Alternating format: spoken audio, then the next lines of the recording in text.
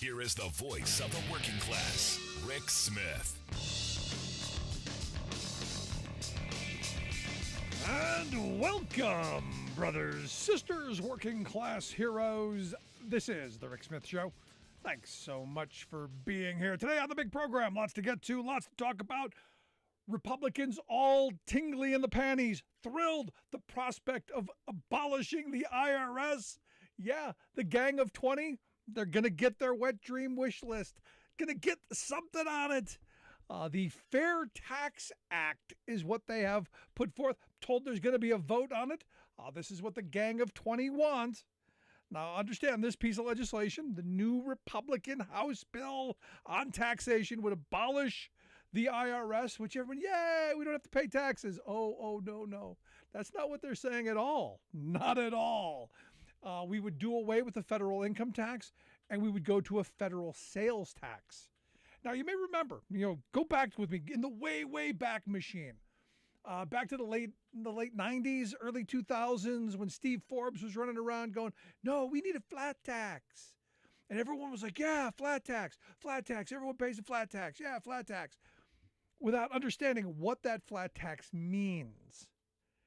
And in the bill, in 2025, if this passes, now understand, rest assured, it's going nowhere. It's not going to make it through the Senate. I don't even think it passes the House, but it's not going to make it out of the Senate, and Biden certainly will not sign it.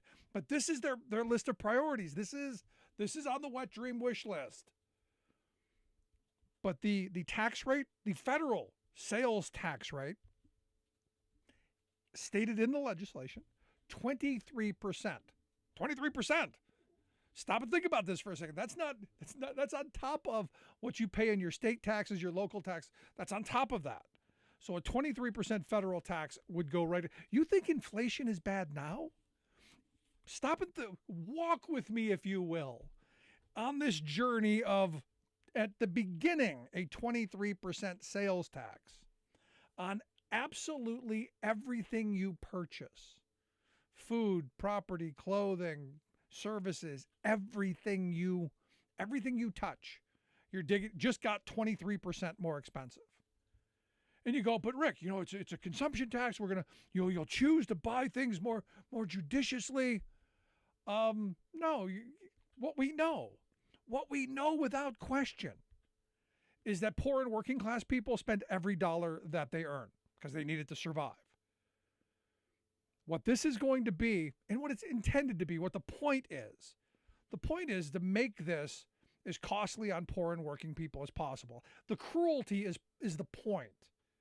Because what we know is, people at the bottom of the economic scale, sales taxes hits them hardest.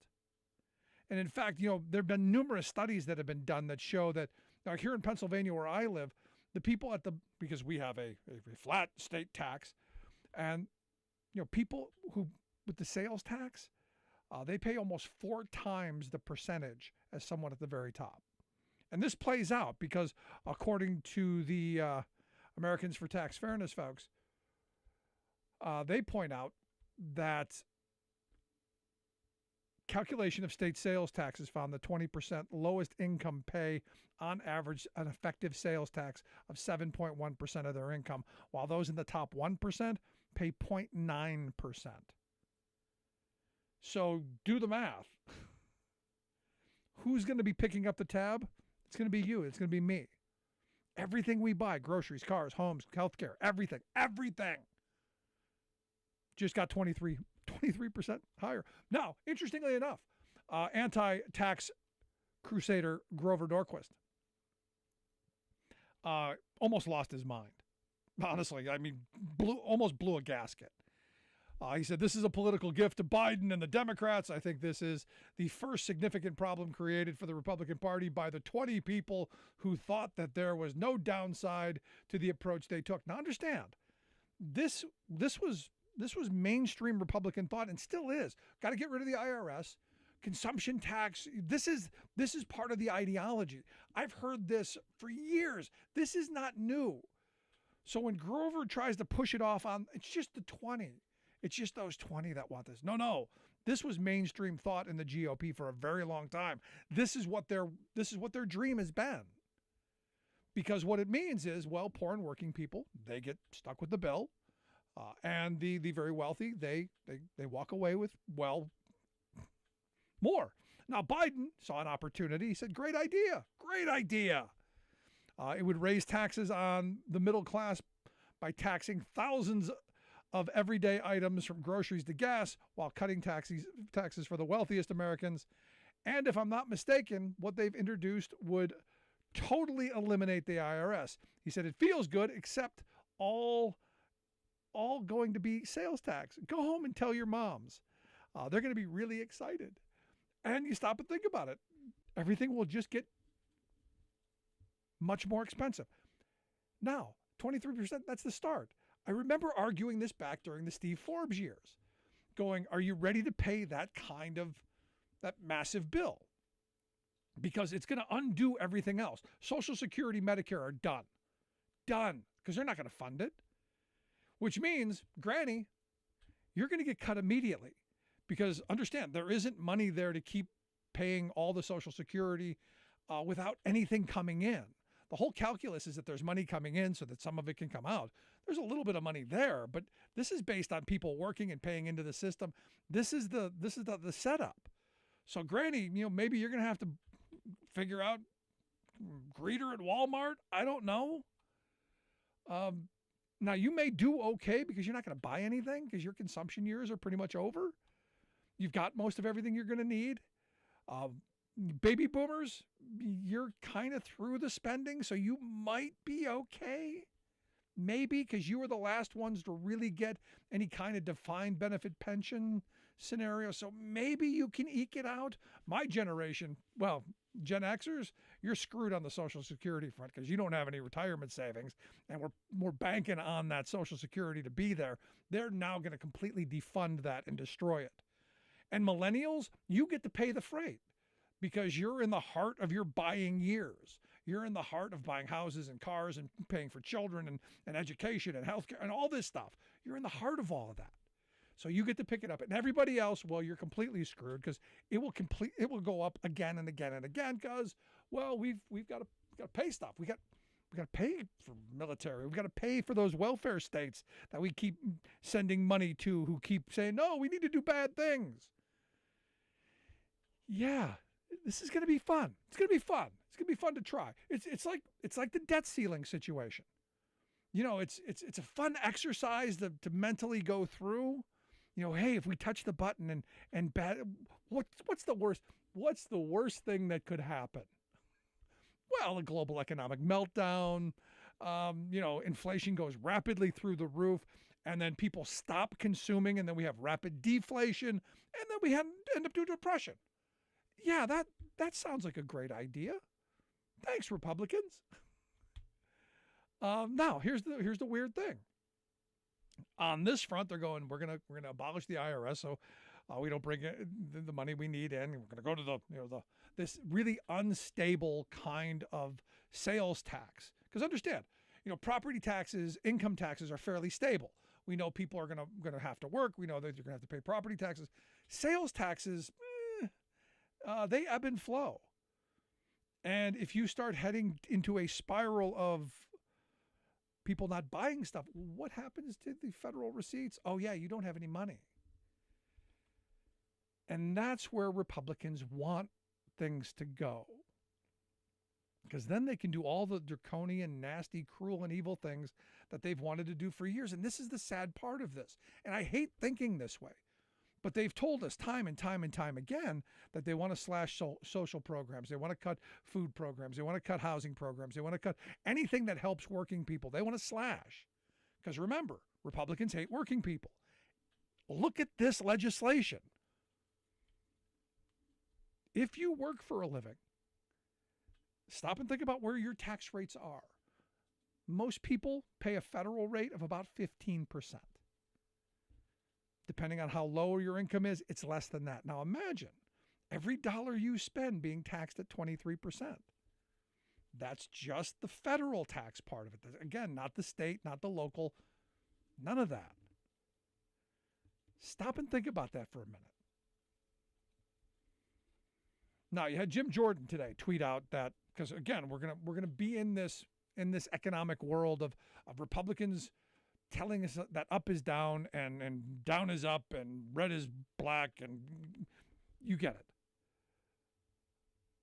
Jim Jordan tweeted out today, just a few weeks ago, Joe Biden signed a $1.7 trillion spending monstrosity. And now the White House says it will not negotiate with Republicans over the debt ceiling. They created the problem. They created what problem? As I understand, there was a bill, went through Congress. Congress is the purse. There were compromises made. Republicans in the Senate signed on. The bill passed Congress, went to the president's desk. He signed it. That seems like how the system's supposed to work. I'm not quite sure how Biden's responsible for Congress doing its job and the president doing its job and getting the things that we as a country need and moving us in a direction that's going to move us forward. I'm not sure how that's a problem that was created by Biden. But understand, this is the up-down world. This is the created narrative world that you're going to spin into your media outlets, into your pundits and your politicians, and everybody's going to, like the stove trooper stuff. On this debt, we're going to try and blame everything on Biden. Everything's Biden's fault. When the reality is, and again, these are pure facts. The reality is Ronald Reagan borrowed and spent more money than every president in the history of this country. Ran up the national debt to the highest point it had been to that point. George H.W. Bush came in and said, wow, this is bad. Even though I said the read my lips thing, I'm going to have to raise taxes and we're going to have to start paying some of this down. And he got ousted for it. Clinton and Gingrich came together and they said, we're going to balance the budget. And we had a surplus. We were going to pay off the Reagan debt. We were going to have a surplus. And then the Bush years happened. Massive spending. Massive debt. Crisis. Massive spending during the Obama years to clean up the crisis. And then the Trump years. What's interesting is, during the Trump years, the national debt rose from $19 trillion to $27 trillion during his 4 years. That's a 40% increase. And yet, the sad reality is it's now all Biden's fault. All Biden's fault. And the frustrating part of this is the media monsters, they're going to play with it. They're going to blame Biden. When the reality is this administration has done more to cut our deficits than the last several. It's just an interesting time. Let's go to the phones. We got Jeff from Arkansas. Jeff, how are you today? What's on your mind, brother? Hey, Rick, how's it going? I was kind of curious.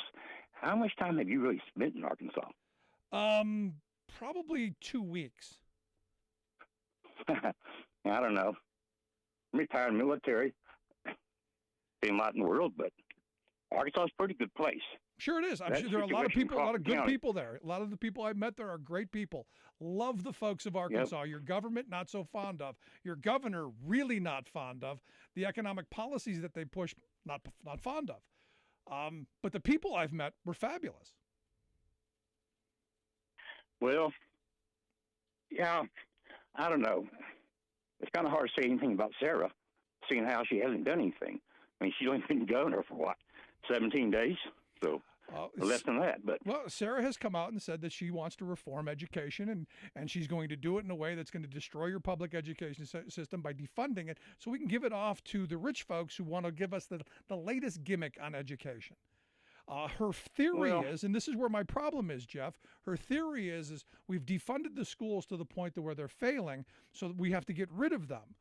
My mindset is, okay, if we're going to take that scenario that we underfund something, we set it up for failure, and we get rid of it for the next gimmick, maybe we need to start breaking up some of these welfare states that take more money from the federal government than they put in. Maybe that's a thought. There's my idea, Jeff. Any thoughts on your end? Well, listen, we have a surplus money-wise, so we can't be a welfare state because that, you get almost 40% of your state's budget from the federal government. Pardon? You get almost 40% of your state's budget from the federal government. Well, yeah, we can't help that. No, that's the reality. So when you have lower education spending, when you have less healthcare spending, when you have a lot of the problems that get picked up by the federal government, and then have a government that says we don't want these things, we don't want your policies, we don't want any of this, it tells me that maybe we shouldn't be doing it. That's my point. I don't hate Arkansas. I hate the policies that the people who are running your state pursue. Does that make sense? Well, yeah, but again, I mean, on the outside looking in, it's not so bad on the inside looking out. I think our schools are wonderful. Okay. I think they're outstanding. I'm from my county, Arkansas, and we have some of the best there is in the state. Outstanding. We have 75 counties. So you're going to say good things about your teachers. I love that. Thank you, Jeff, because I want people to respect teachers and honor teachers because they do such an incredible job. And I'm thrilled to hear that your county, it's great. I'm thrilled to hear that, Jeff. Nothing makes me happier. And I'm kind of hope they stay away from CRT as well as making sure that you don't want them to teach history. She used the male's bathroom, and she's going to make sure about that. Okay, and thanks, most Jeff. Our candidates are happy with that. All right, okay, there you go. Appreciate it, Jeff. Thanks so much. I got to move along. Okay, bye. Thanks so much. Let's see, who do we got on line 3? We got Zachary on line 3. Zach, how are we doing today? Let's go there. I think we lost him. Let's go to line 2. Who do we got on line 2? We got. I don't know. I didn't get his name yet. Oh, okay. Oh, he did? All right. Well, let's go. All right. Who do we got here? Hello? Hey, how are you doing tonight? Hello. Yes. What's on your mind? Rick brought up Mississippi and Alabama, and I had something pertinent to that. I'm very pro-union. I'm very anti-Alabama and Mississippi, but it was something specific. I'm well traveled. Okay. Thank you. So what's the problem? Can I? Hit me. Sure, go. Oh, it wasn't a problem. I tried to bring this up with the NAACP, and I kind of got rounded around things like they didn't know who I was. So what I was talking about. There is a town in northeastern Alabama. The name of it is Winfield, Alabama. It's close to the Tennessee border. Right. In that town, the center of the town, it's a small town, but the center of that town is a celebrated slave sales block. Okay. It is still standing in honor of Slave Sale Day, in honor of Wednesday, during which every Wednesday, that entire town, including federal offices, are closed. And they say that that's fine because they keep them open on Saturday. Okay. To the best of my knowledge, it has never been touched. It's still there. So what should we do? And it's just one of those things that's going to burr up my rear for a long time. And so what should we do? That on the air, but I would like to tell them that. Okay. All right, good. I appreciate the thoughts. Thank you. I'm having trouble hearing you. Yeah, I appreciate your time. Thanks. I'm not sure what's that, but I appreciate the time. Thanks. Going to take a quick break. On the other side, going to take your thoughts. 1-866-416-RICK. 1-866-416-7425. This is The Rick Smith Show. We're working people. Come to talk.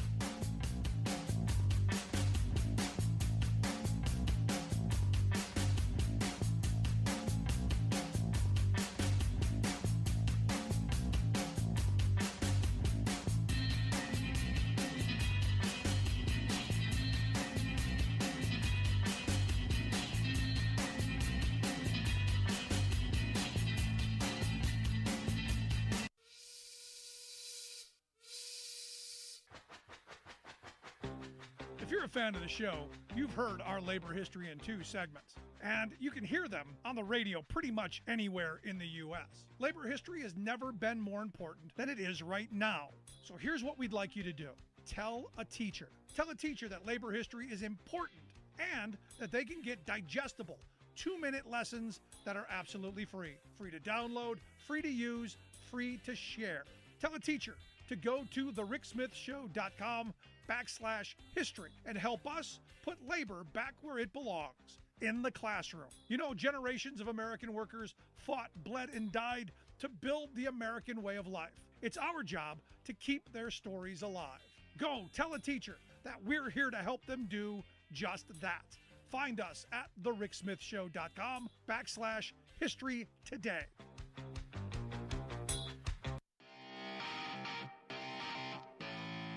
Welcome back to the Rick Smith Show. Now, here is Rick Smith. Real quick, let's get to the phones. I got Eric on line 1. Eric, thanks for taking time for us, buddy. What's on your mind?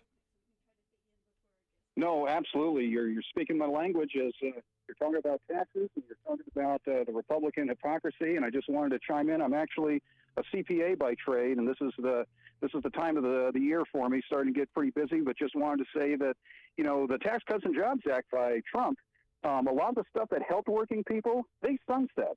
Right. They, you know, meaning that they have to be renewed, and if they're not, they go away. Yet for people like Trump, they don't go away. They're in there permanent until somebody, rescinds it or gets rid of it.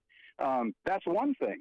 The average, benefit that we saw working people was $1,200 on average. Yet people making millions of dollars in states, with their, wealth, get to transfer that to $22 million. Married filing joint, you could pass it along to your kid. And again, they call it death tax. Total nonsense. But then the one thing I wanted to point out, let's start pointing out, because again, I think I called in once mentioning, we need to start pointing this stuff out directly and into pocketbooks and say, you know what? Hey, you guys want to go back to the 50s? Why don't we go back to the taxes? Absolutely. Tax rate was over 90% in the 50s, and that built a whole lot of stuff, but you don't hear anybody talking about that. I say it all the time. We need to go back to the good socialist president, Dwight David Eisenhower's tax code. Exactly. And so, but then, you know what? Let's go back even further. 1913, the very first tax return, $3,000 in 1913. That if you made over $3,000, inflation adjusted, that's $84,000. You didn't have to file a tax return or pay, the taxes unless you made over $84,000. How many of us do that? And nobody wants to talk about that. They hate progressive taxes because they end up having to pay more. That's just the fact of the matter. And the IRS gets $16 for every dollar you spend on that organization, and yet they don't want to fund it? Please. Yep. No, you're so spot on. I appreciate the call, Eric. Good stuff, man. Thank you. No, sure thing. Keep up the good work. Thanks. Appreciate it. No, I mean, at the end of the day, the reality is what it is. They are robbing us blind, and they've used the tax code to do it. And Eric is spot on. Every benefit that we working people got out of that tax scheme under the Trump administration sunsets. Those tax cuts for corporate America, those tax cuts for Trump, they go on forever and ever and ever, because that's what it was meant to do. Question is, when are we going to wake up? When are we going to say no more and fight back? I'm going to watch the clown show, and the Republicans are going to give us every bit of the clown show that we'll come to expect. But sadly, the media empire that they've built is going to keep the nonsense. I want to hear your thoughts. Email me, rick@thericksmithshow.com. Got to take a quick break. Right back. I'm Rick Smith, and this is Labor History in 2.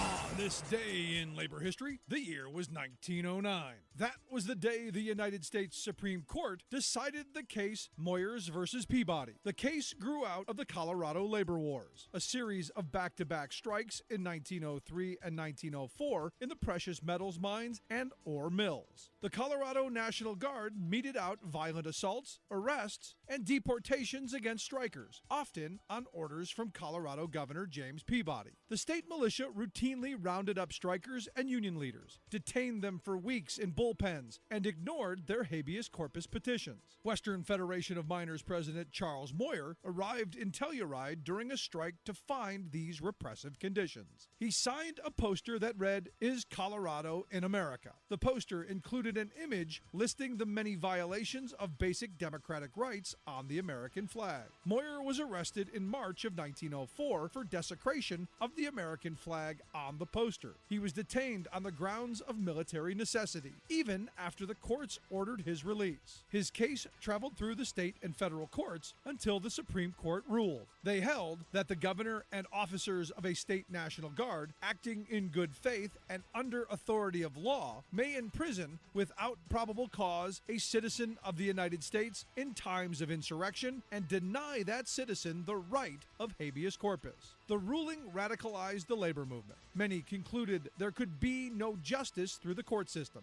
A later case successfully challenged the ruling on the basis that the claims of insurrection were subject to judicial review. The ruling, however controversial, still stands today and was invoked after 9/11 in the 2004 ruling Hamdi versus Rumsfeld. For more information, go to laborhistoryin2.com, like us on Facebook, follow us on Twitter at laborhistoryin2. Sometimes little things can be a big deal. For example, in considering ways to help protect Mother Earth from global environmental rampages by us humans, look out your window. In many cities and most suburbs, chances are you're looking at a lawn, a grass-carpeted yard that looks almost the same as the one next door, the one next to it, etc. Some see a lush expanse of green grass as the ultimate in landscaping beauty, and some even consider a well-manicured lawn to be a measure of one's moral character. Beauty and piety aside, though, the spread and intensification of lawn culture has become an environmental extravagance that is already unsustainable in whole sections of our country, and it adds up to a steadily increasing burden on Earth's essential resources. Grass itself is natural, but keeping it alive across thousands of square miles is not, for it requires a deluge of chemicals and endless rivers of water applied again and again, yard after yard, trying to keep those plots green. And, oh, the irony, their green includes eliminating bees, butterflies, and, well, nature. One statistic tells the tale. Americans use more than 10 times more poison per acre on lawns than America's farmers use on their crops. Just glance around you and you'll see the grass lawn imperative at work throughout your community. It surrounds local schools, greens up corporate complexes, spreads across college campuses, forms miles of golf courses, etc. This is Jim Hightower saying, this is not a diatribe against grassy plots, which can be natural joys. But let's get real, get creative, and get in touch with the full balance and beauty of nature. You can promote ground cover sanity right where you live with native plants, xeriscaping, organic methods, rain gardens, and rewilding your yard with things like prairie grass. For help, go to rewild.org.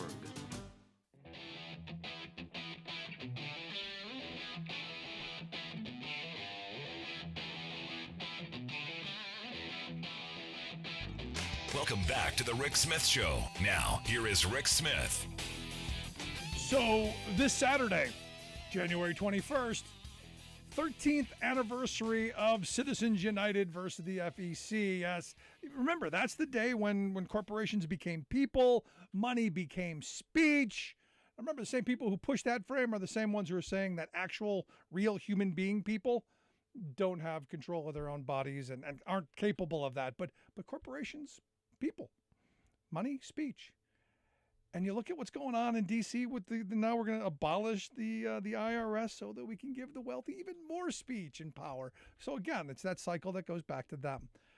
So the question is how did they get away with it? How did they build the largest, most incredibly wealthy wealth class in the history of civilization? Well, tax codes, tax havens, all kinds of fun stuff. And if you've looked at some of the recent reporting, we're finally coming around to the reality that, well, we're getting screwed over. And here to share some thoughts on just how bad it is, I've asked Kalena Tomhave to come talk with us. She is a freelance journalist and also a researcher with the folks over at the Institute for Policy Studies. She works on their inequality program. Kalena, thanks for taking time for us. Thanks for having me. So walk me through this because, I just saw this article over at the New Yorker that looked at the Getty family and how they've avoided paying $300 million in taxes over the last decade. And you go, every year I pay my taxes. How do they get away with it? Are they investing in bizarre stuff like crypto? And where are they hoarding their money? Sure. So the first thing I'll say is that it's a subset of the Getty family, two sisters that are daughters of one of the sons of one of the old Getty family patriarchs. And the only reason that we're hearing about it is because there's a lawsuit. So there's a lot more probably money being stashed by the Gettys themselves, but we know about more than 300 million avoided in taxes to California because those two sisters set up trusts, and actually a lot of the Gettys have set up trusts in Nevada, which is essentially a tax haven in the United States, where it's really easy to set up trusts and put your assets in there and essentially avoid taxation for generations, hundreds of years, in some states even forever. I mean, Nevada is one of the tax haven states. South Dakota, another one. Delaware, another one. Those are our big three, right? Yes, and also Alaska. Alaska, and that's news to me. Because I knew South Dakota. I know they've got buildings there with thousands of little boxes that represent all kinds of fun and interesting things. Yeah, South Dakota is probably the biggest one, and it's also one that we know more about than maybe say Nevada, because they're a little more transparent than Nevada. Now, in terms of trust details, very secretive. That's part of the reason that families are attracted there. But we know that there's more than 500 billion in trusts in South Dakota because the South Dakota Department of Finance puts out a report that says that. Nevada puts out no such report. We have no idea how much money in trust is in Nevada. Yeah, so you don't even have to go to Switzerland or the Caymans anymore. You can just go right to one of the states here. And why is this important? I mean, here we're going to bump up against the debt ceiling here. We see what's going on in Congress right now. The House is moving on an idea, on a scheme to abolish the IRS, which I think would make the Gettys and the very wealthy even more happy. Why is this important now? I mean, we essentially have a two-tier tax system, right? Where if you are a regular person, and most everyone you know is a regular person, like even a rich person is probably a regular person, because when we're talking about the super wealthy, we're talking about multimillionaires or billionaires, just completely separate from a millionaire, and they can pay people who have spent years studying how to undermine the federal tax system, how to undermine their creditors. It's not that they know more about taxes than we do. It's that they have the millions of dollars to be able to hide billions of dollars. So these are professional accountants that they hire, wealth advisors, lawyers, trust lawyers, all sorts of people that they have working for them. Whereas, like, if you're just a guy with a job working for a paycheck, and your employer takes taxes out of your paycheck in that way, it's much harder to hide from the IRS. Like, you essentially can't. But if you're a super wealthy person, you have all of those resources, and then the IRS is already underfunded. We do have the Congress did. There's going to be an infusion of funding into the IRS, which is, as you mentioned, there was a vote to reverse that, which isn't going to happen. No, it's not going to happen, but it shows where their priorities are, and their priorities align with not working people with the very wealthy, because what we know is the very wealthy are the people who fund their campaigns. So it's in their interest to keep them very happy. Which is why, again, I keep saying Republicans hate working people, because look at their policies, look at the schemes that they come up with, and how it affects people who actually have to work for a living.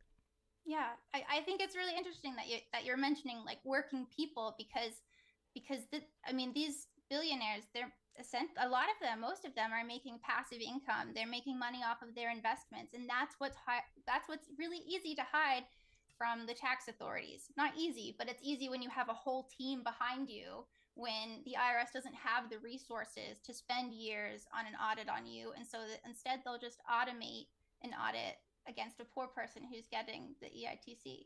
No, and that's the sad reality of where we are. And I look at someone like Trump, who you look at his tax returns now. We now know he pays nothing virtually, because he does have the army of tax avoidance lawyers to use every loophole, and even ones that he's not entitled to, because they know even if they get caught, they're going to be able to negotiate, fight this out in court for years and years, because they've got the resources to do it. So they make it more costly to hold them accountable. And also, let's not forget that they do buy, and this is one of the things that Trump was honest about when he ran for president. He did buy both sides of the aisle to get tax code language favorable to people like him, which is why, again, working people need to wake up to the reality is the Trumps of the world are not our friends. Right. I mean, and even if you look at the state level, you might be thinking, oh well, of course Nevada has these loose laws. It's not a progressive California, but these laws in Nevada were passed almost unanimously, and a lot of them were put forward by Democrats. Yeah. No. And look, on this issue, they're equally as bad. Working people need champions. They need to come together on this and understand it, because look, they play to this narrative, and you know this probably as well as anyone. We all want to be rich.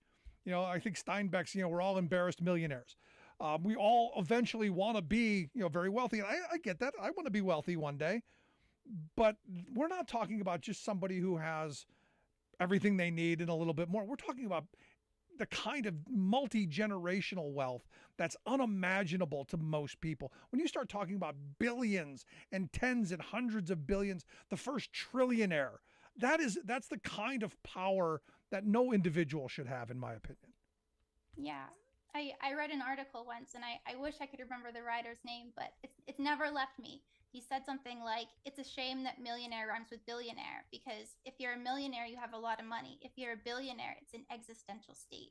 And it is anything you want, anything you dream. If you're a millionaire, maybe you can go on an impromptu trip to Paris. If you're a billionaire, you could buy a restaurant in Paris. It's very different. You can get a phallic-shaped rocket and shoot yourself to the moon. That's a better example than mine. I mean, this is the sad reality of where we are. You can buy a social media, platform like Twitter and have your own little playground and completely screw with, well, whatever you want. This kind of power is dangerous in the hands of, well, the twisted and the wealthy. I mean, this is where I keep coming back to. We have got to come to some bit of sanity on this. So what's the argument to working people when you look at this? Because again, I come back to, we all want to be rich. We all want to do well. We all want to be, at the top of the heap. Sadly, most of us are not going to be. The vast majority are not. But what's the message to them to care about these havens? What's the message here? I think that, like the widening inequality isn't so much about poverty and people who are poor. Like that's a big part of it. But the problem is when inequality enables just a few people in society to have all of this power to basically buy our legislature, which is what's happening. These laws about trusts, they're not just written by sympathetic Congress people. They're people who've been bought by this industry. They let the trust lawyers write these laws and I don't think that even if a working person believes that they want to be a millionaire one day, I think that it's a very different argument between letting our system be completely purchased by elites, essentially, because that's what's happening. It's not so much about like affluence. It's about power. Where is the power? And that's what they're buying. They're not just buying like a nice vacation home so that you can take your family for a week or whatever every summer. It's power. No, it is power. And I look at someone like Bezos. He's the example for me.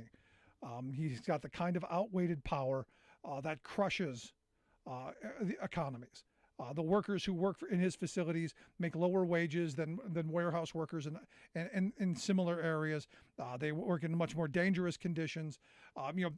All of the negatives seem to be magnified when you have someone who has that kind of outweighted power. And for me, it comes back to how people put food on the table and a roof over their heads.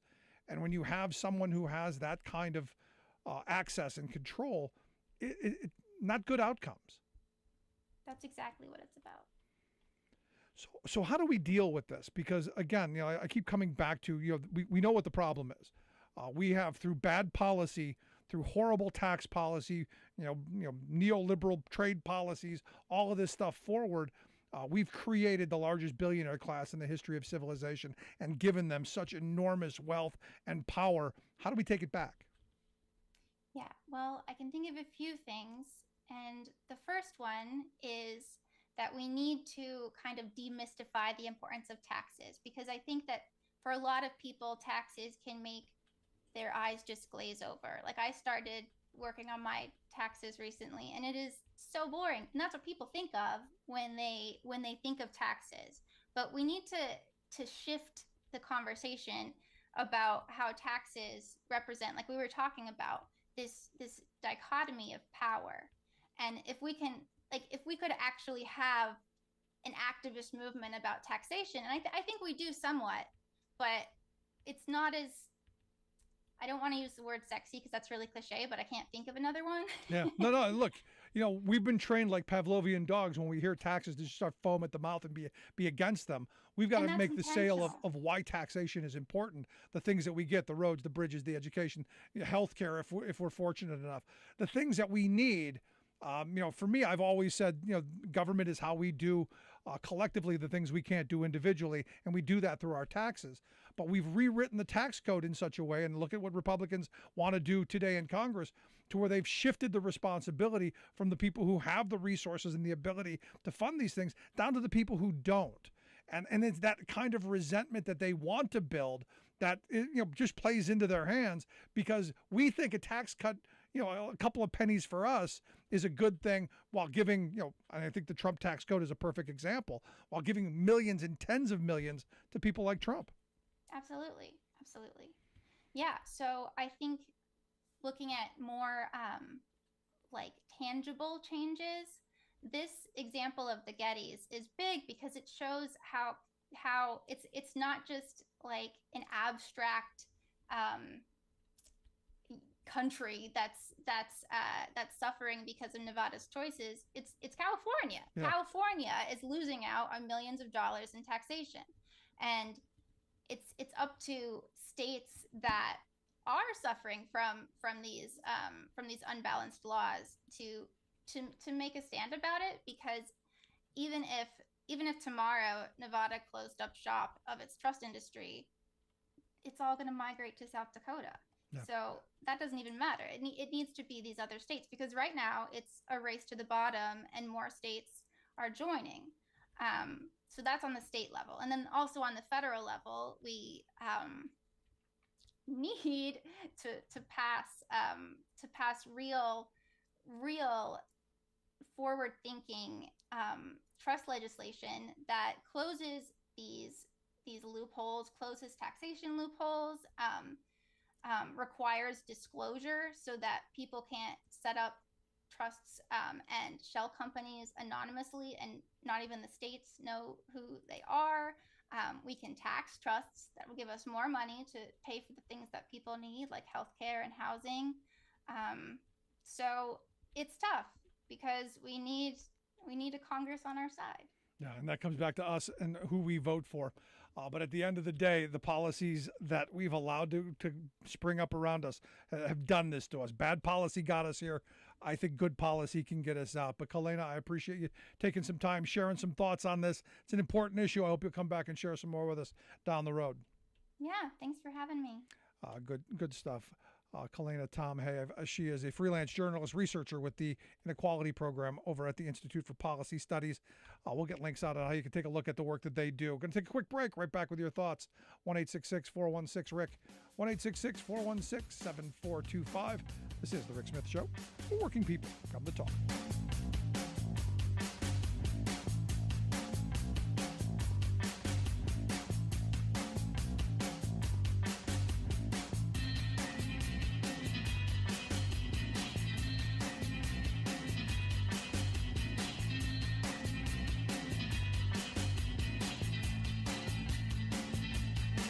Rick Smith, and this is Labor History in 2. Have you ever worn a union button or t-shirt to work? On this day in labor history, the year was 1912. Members of the Australian Tramways Association in Brisbane, Queensland, decided to put on their union badges at work. The men operated and maintained the city's public transport system. For months before the action, their manager, an American named Joseph Stillman Badger, had banned wearing the badges. He wanted to thwart the union from growing in numbers. Before noon that day, the workers gathered together and donned their union badges by affixing them to their watch chains. And for that, they were promptly suspended from their jobs. They were told they could return to work if they took off the badges. The workers refused. That night, 10,000 people gathered in the city's market square in a rally to support the workers. The next day, 25,000 workers walked off the job and marched through the streets. A general strike was called for January 30th. 43 unions supported the strike. The police violently attempted to disband the strikers on February 2nd, a day known in Australia as Black Friday. Perhaps the most remembered event in the strike occurred when the famous feminist Emma Miller stuck her hat pin into the rump of the police chief's horse. The horse reared and sent him tumbling to the ground. The strike wore on for 5 weeks before it faded. At the end of February, the tramway employees were officially granted the right to wear their badges. But the company refused to hire back striking workers. The events at Brisbane were an important stand for free speech and the right to form a union. A question for today is, how far would you be willing to go to show your union pride? Labor History in 2 brought to you by the Illinois Labor History Society and The Rick Smith Show. For more information, go to laborhistoryin2.com. You're listening to The Rick Smith Show, where working people come to talk. So, most people disapprove of how the GOP handled their speaker vote. 53% of Americans disapprove. 32% were in favor of it. 32%, that number seems Trumpian. Not surprising that 32% would be all in favor of the debacle that we saw. It's just, I guess not surprising. Let's go to the phones. Got Alice on line 1. Alice, how you doing tonight? I'm doing okay. So I'm going to chime in here about the Republicans' wet dreams on slashing all of the safety net programs. Okay, so they've already, because they don't think ahead, See, I think they do. I think the cruelty is the point. I'm going to disagree. I think they've thought this, they've gamed this out in their think tanks. They know the pain and suffering that's going to cause, and that's the point. Well, yes, that I agree with you on that. But they're not looking the long road, and I'll tell you why. They've already killed off hundreds of thousands of their supporters with the COVID, okay? Telling them not to get the shot and the whole 9 yards. So we're going to slash the Social Security programs and the other safety nets. Now, the latest statistics, and I just looked this up to make sure that I had it before I called, 31% of the American population are registered Democrats. 28% of the population are registered as Republicans, and then it's in the 30s, and I can't remember exactly, are independents. Right. So we're going to assume that we're going to kill off millions more by starving them, denying them food and whatnot. So they're going to lose more supporters. So we can look forward to more nuttiness because they're not going to be able to win any elections unless they, pass all kind of new laws like, women can't vote or something equally amusing. They're trying. Or let's go back to the original intent that only property landowners can vote. Male over 21. The Federalist Society and their original intent is they conveniently forget that the original intent of the founding fathers was that people would take turns in Congress, but apparently they could forget about that. Yeah, but I also think that the founders would think that we as voters would hold them accountable. Well, absolutely. See, I'm not a term limit guy. I think we have the ultimate term limiter, and that's our ability to vote for good people. The problem is, well, I agree with you on that, but my whole point was, if we're going to go with original intent, then we should apply it to everything, correct? There you go. I'm with you. All righty. But you have a good evening, Good Rick. stuff. Appreciate it, Alice. No, I believe the cruelty is the point. And I look at Jon Stewart's comments. Jon Stewart was commenting on George Santos, who, I'm almost done caring about George Santos. The things that he's done, stealing money from what was it, of a dying dog he took money from. He claimed the mother was at 9/11, changed his name to a Jewish name so he could get money from there. I mean, just a grifter, a con man. There's all kinds of things.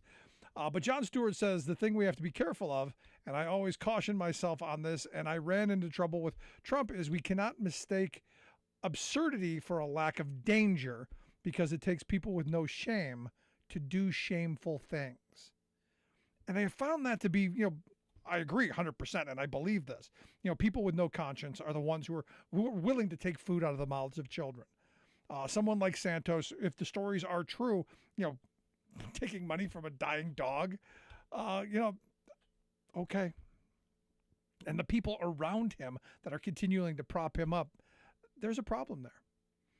There's a problem there. Now, the fun and entertainment's about to begin, because if you look at the House Oversight Committee, you got 3 of the 20 on there, or 2 of the 20, 3 of the insurrectionists.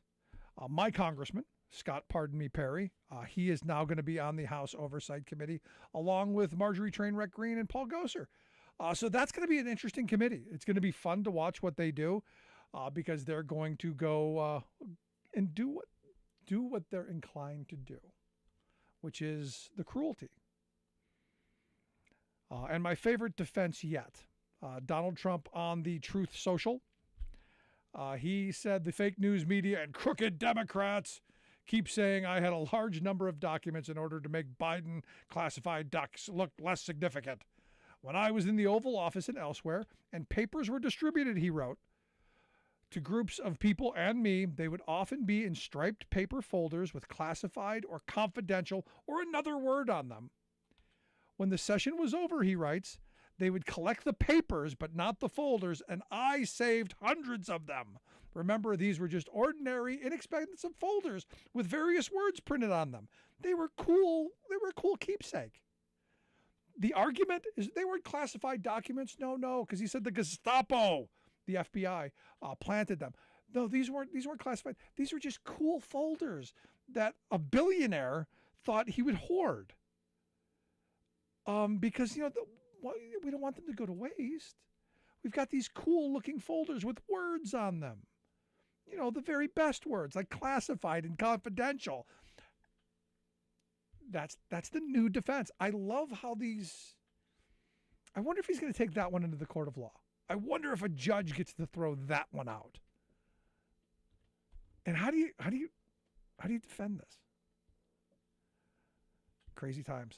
Crazy times indeed. And as I've said, sitting in this seat, what the Republicans are going to bring us over the next 2 years, pure entertainment, but dangerous for our country. And back to what Stewart said, just because they look inept and it's absurd doesn't mean they're any less dangerous. You back these people into a corner, they are dangerous. If you miss any portion of the program, make sure you grab the podcast. Wherever you find your favorite podcast, you'll find ours.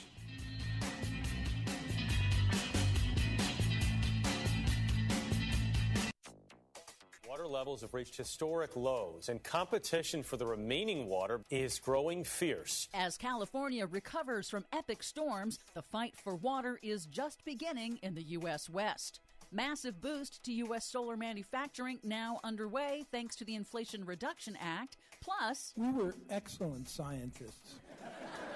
Exxon scientists in the 1970s accurately predicted today's warming levels and weather disasters. All of those accurate and ignored predictions and more straight ahead from BradBlog.com. I'm Brad Friedman. And I'm Desi Doyen. Stand by for 6 minutes of independent green news, politics, analysis, and snarky comment. I'm not a conspiracy theorist, but when the government takes control of your ability to cook, heat, travel, and eat, the alarm bells really start to ring. Those aren't alarm bells ringing in your head, Stuart Varney of Fox News. Good luck. This is your Green News Report. Okay, Desi Doyen, after about 3 weeks, I'm happy to say things are finally beginning to dry out here in California, and that may not be good news, unfortunately. Well, California has begun the costly process of repairing damage from that series of intense atmospheric river storms and floods that destroyed infrastructure and crops and killed at least 19 people. Even with all of that torrential rain, officials say the state's reservoirs are still only about 80% full on average. The rains helped, but won't end the state's 20-year historic drought. According to UC Davis climate scientist Paul Ulrich in an interview with Fox Weather, this latest round of storms has accelerated state and local efforts to strengthen infrastructure and build water capture projects as quickly as possible. I've never seen a year in which somebody's actually said we have exactly as much water as we need. We're going to see a lot more state investment in building up that infrastructure, reinforcing our existing infrastructure, and making sure that we're prepared whether we get hit by drought or flood. Not a moment too soon. In Arizona, the historic western megadrought is shrinking the Colorado River, ushering in the era of water competition. On January 1st, the city of Scottsdale, which gets the majority of its water from the Colorado River, has cut off the tiny rural community of Rio Verde Foothills from the city water supply that the neighborhood has relied on for decades, saying that there is not enough to share. Water is now delivered by truck. Prices have nearly tripled, and potential solutions are mired in political division and dwindling options. These folks are out there in the middle of the desert. A lot of them have no wells. Those people who have wells have seen them dry up, and they're not getting any help. This is just the beginning. In recent comments to CBS News, Scottsdale Mayor David Ortega underscored the tough decisions ahead in the arid state. They should manage their own destiny with their own water. The constant decline of the water source is reality.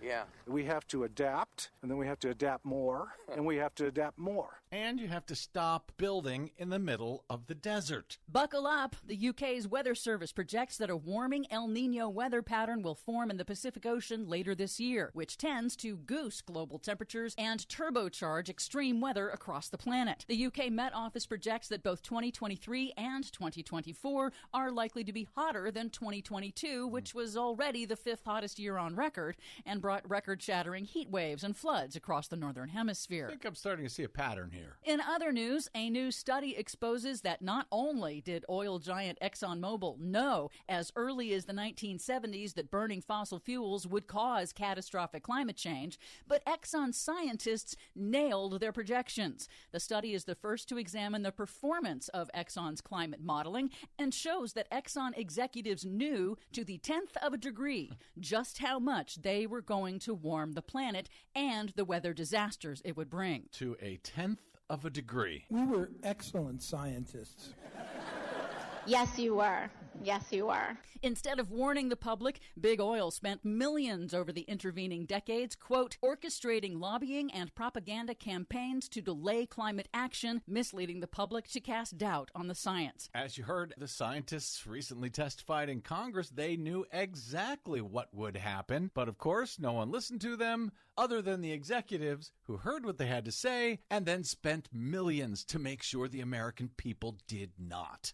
Finally, a bit of positive news. South Korean solar equipment manufacturer Q-Cells has announced the largest yet investment in domestic solar in the U.S., $2.5 billion for a new manufacturing complex in Georgia to build solar panels and components, which could ultimately supply 30% of U.S.-made solar panels in 5 years. The company cited climate incentives in President Biden and the Democrats' Inflation Reduction Act, which all Republicans voted against. Even as those same Republicans are now claiming they're going to get to work to bring manufacturing back to the U.S. Newsflash, it's already coming back. But thanks anyway, Republicans. For much more on all of these stories and the ones we couldn't get to today, check out our website at greennews.bradblog.com. Are you tired of think tank approved corporate news and commentary? Are you tired of CEOs telling you what to think, who to hate, and who to vote for? Well, welcome to the Rick Smith Show. We don't take orders from some boardroom, and we don't do focus groups or talking points. We don't work for them, and we never will. I'm Rick Smith, and I work for you. Join us daily at thericksmithshow.com and download the podcast and never miss a minute.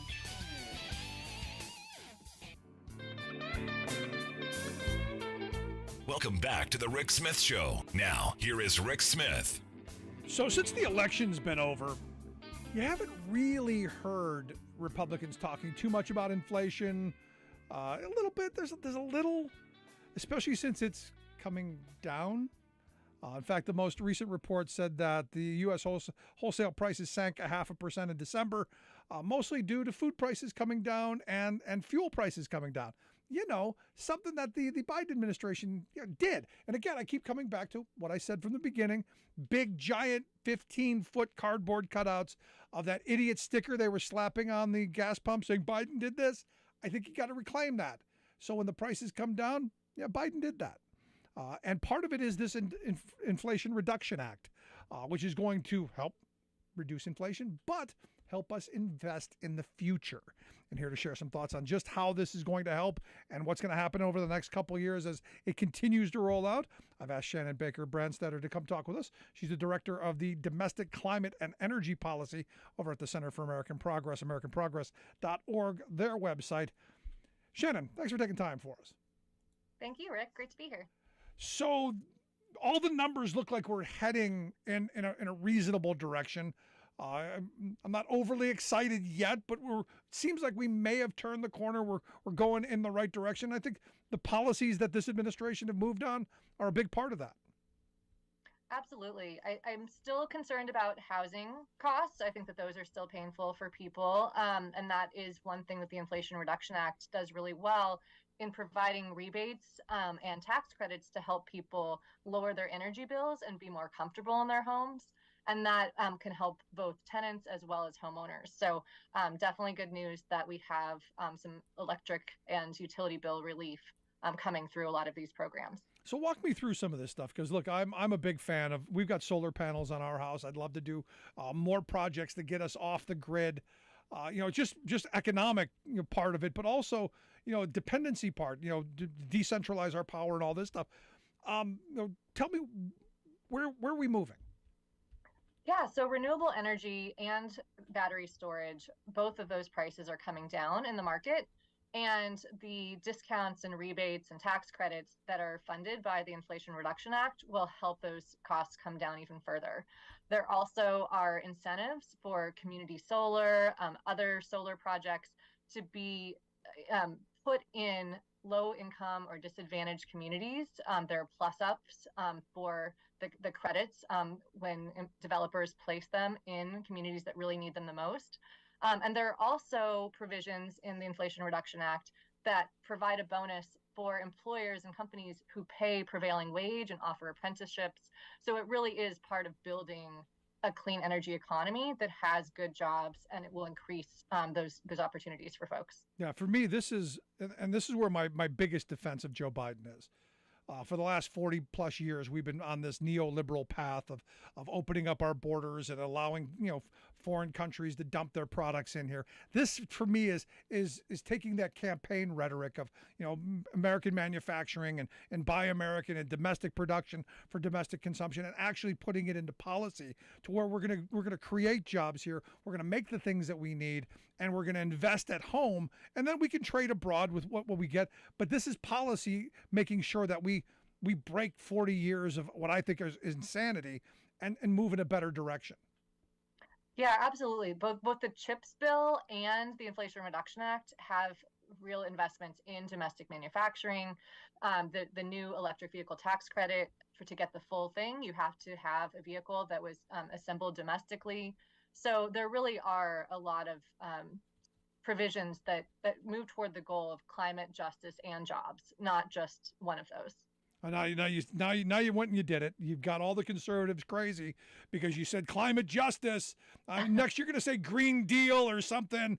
Well, they're three separate things, right? It's climate and justice and jobs. So yes, you could see it as climate justice. That's important too. But the justice component really is making sure that investments don't just flow where they historically have, but that they also flow where they historically have not. And so I think that the equity part of it and President Biden's commitment to the Justice 40 framework that he committed to is just really important. The Justice 40 framework requires that 40% of clean energy and climate investments benefit low-income and disadvantaged communities, and that's really historic. That hasn't been done before. A lot of programs, they may benefit contractors who have gotten contracts before, or benefit middle or upper class communities who can take advantage of tax credits. And this program really, a lot of these programs go above and beyond that and make an extra effort to be more inclusive and to really try to change and decrease the racial wealth gap that we have in this country as well. No, I mean, the reality of this is, and the part that I find really important, is that prevailing wages are in this to make sure that those jobs that are being created are good jobs that support families and support communities. And the commitment to that by this administration, I think it can't be overstated. I agree with you. I think that Joe Biden's commitment to both unions, to workers, as well as to environmental justice communities is really historic. And we're really looking forward to a lot of these programs being in place and people really feeling the benefits of these investments in their transportation system, in their homes, in the vehicles they drive. And it's going to, as we said, create a lot of good jobs as well. So yeah, it's really exciting. So let me ask you this, because I've seen this number being thrown around that, in this year, the average family of four could potentially save up to $23,000 because of this. How does that work? Explain how the average family would save that kind of money. Right. So that would mean that the family had invested in solar panels, in an electric vehicle, as well as electric appliances and insulating their home. That would be taking advantage of all of the tax credits that are available at once. And so some folks may not do that all at once. They may, upgrade their vehicle. They may add some windows and insulation. They may upgrade to an electric heat pump. They may get solar panels, but maybe not all at once. People who do that all at once, yes, they would see that savings off of their investments. But I think the number that I keep coming back to is the annual energy savings, what people will be saving on their bills. As people make these investments to go electric, to be more energy efficient, they can save up to $2,000 a year on energy and transportation bills. And that's a lot of money, which is terrific. No, I'm excited about the rollout coming over the next couple of years, because I don't think people really understand yet, because they haven't seen it. We haven't, and like I said, I think I want those big 15-foot, maybe 20-foot cardboard cutouts of saying, I did this. When there's a new manufacturing plant that comes in, I did this. And when we're investing in the kind of solar projects and the things that are going to help us get off of our dependency on foreign oil or oil as a whole, I think you got to do a better job of touting that, don't you? I do. I think, like you said, as people feel the benefits, there will be something more to point to. A lot of these programs are brand new. It takes a little bit of time to roll them out.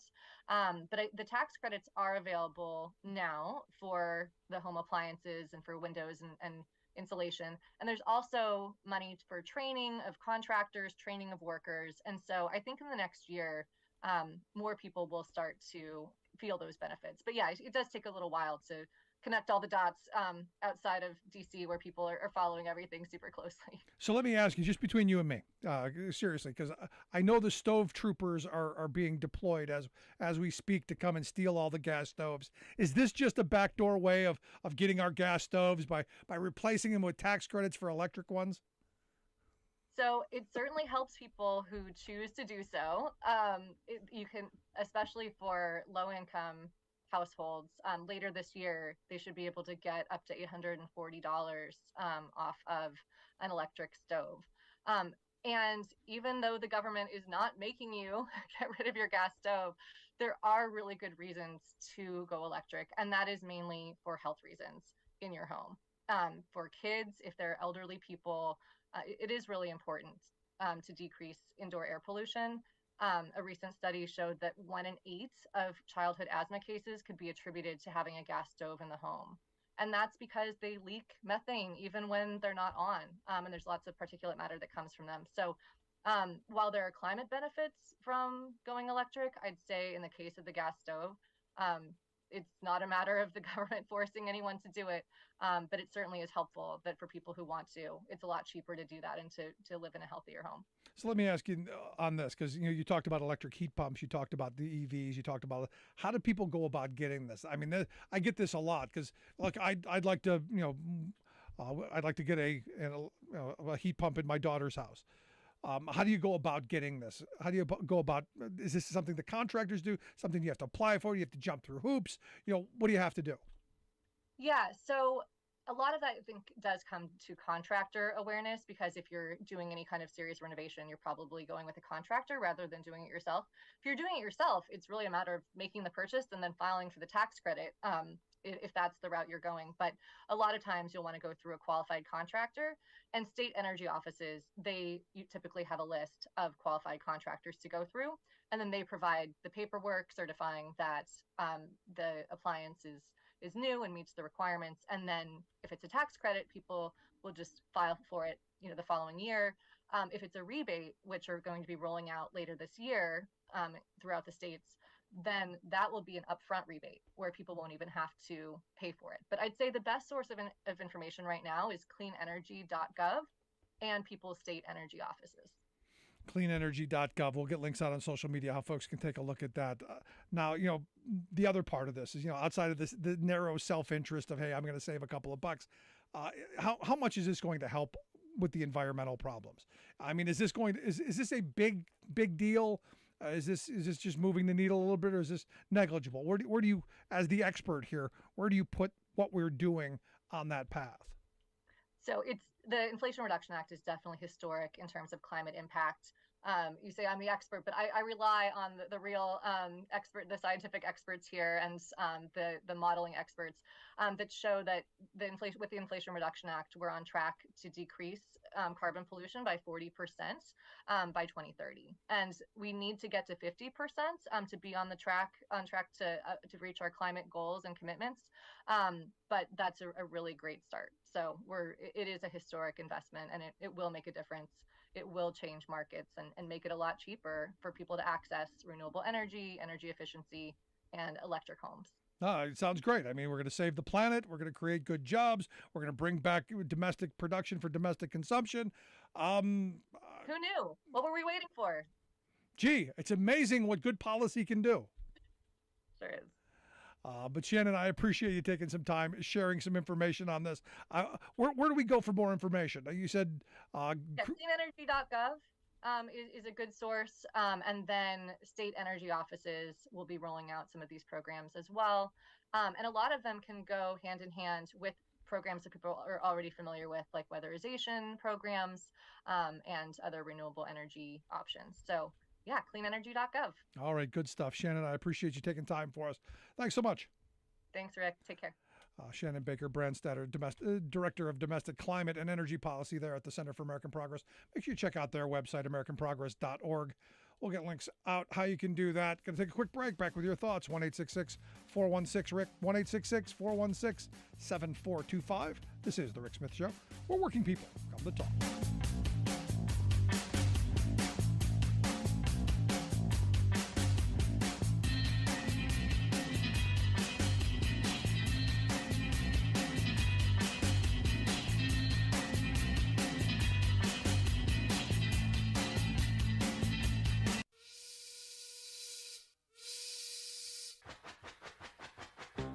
If you're a fan of the show, you've heard our labor history in 2 segments, and you can hear them on the radio pretty much anywhere in the U.S. Labor history has never been more important than it is right now.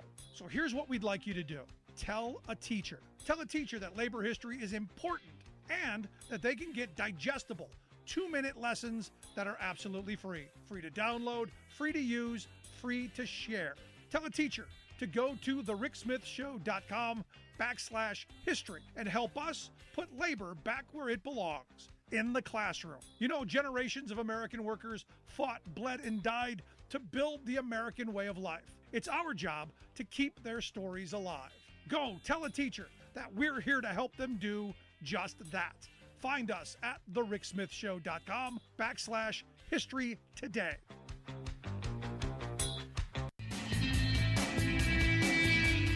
Welcome back to the Rick Smith Show. Now, here is Rick Smith. Wow, the Arkansas folks are up in arms today. Don't hate Arkansas. Love the people of Arkansas. The folks that I've met there have been great. It's the policies. Again, it's the southern states. My favorite rib place is in Birmingham, Alabama. Love the people. It's the policies. It's the policies your politicians keep moving on. This is my problem. The people who tell us that they want to destroy government, I got a problem with that. The people who do the things that they keep doing, like obstructing people from voting, literally taking food out of the mouths of children to give to the very well-to-do, got a problem with that. The idea of not teaching actual history, got a problem with that. Simple. I got an email during the break saying, I guess they teach students about the Civil War, how the Civil War was fought. Republicans wanted to free the slaves, and oddly, the Democrats wanted to keep slavery. To keep their slaves, Democrats formed the Ku Klux Klan and had a member in Congress. Yeah, a Byrd from West Virginia, which he then renounced and a whole bunch of stuff. Do they teach that to students? I hope so. I think they should. I think they should teach. I think critical thinking is really important. Clearly, the person who sent this email, not a critical thinker, not understanding that the Republican Party of the 1850s, not the Republican Party of the 2020s. Very different. Very different. Very different ideologies, very different views on how to deal with things. Abe Lincoln would not be recognizable in today's Republican Party. Hell, Ronald Reagan wouldn't be recognizable in the Republican Party today. The sad reality is I want people to question this stuff, but we're not allowed to. Democrats at the time were horrible. Absolutely. Different party, different people.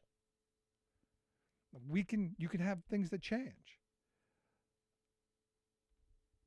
I'm struggling with this argument, though, that, the Democrats back then, when we have the white supremacists who attempted to overthrow our government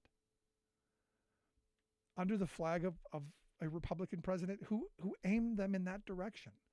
This is my struggle. We can't have actual conversations about the past, about history. A guy brought up the theory about race that's critical. I don't want them teaching no CRT. No, you don't want them to teach actual history? Look, I've been through Alabama. I've been through Georgia. I've been through Mississippi. I've been through Arkansas. All of these places, and this is the remarkable thing for me. We did a civil rights tour back in 2015 where we went to all the places where they treated black people horribly. And now they've got museums. Now they've got institutes. Now they've got tourist traps. Going, look how bad we were. Come, give us your money. But don't learn the actual history. There's a cute little restaurant on the corner, where the fire hoses, knocked all the people into the streets, and the dogs were biting the students. Don't worry about that. I want them to learn actual history. And that's what we did with our kids. When we went on this tour, it was about learning actual history. My daughter, and I've told this before, my daughter came home from school, and one of those conversations, hey, what'd you learn today? Oh, we learned about Rosa Parks. Oh, what'd you learn? Oh, she was tired. No, it was much, much more than that. So we set out on this track to see actual history, and we went to places where horrible things happened, and we had conversations with people. Now look, as a white guy, I didn't do it. I have no guilt in this. It wasn't me. But by learning it, and this is where I think the important part is, by learning what actually happened, maybe we commit to not letting it happen again. It's on every front. No matter what movement we're talking about, what group we're talking about.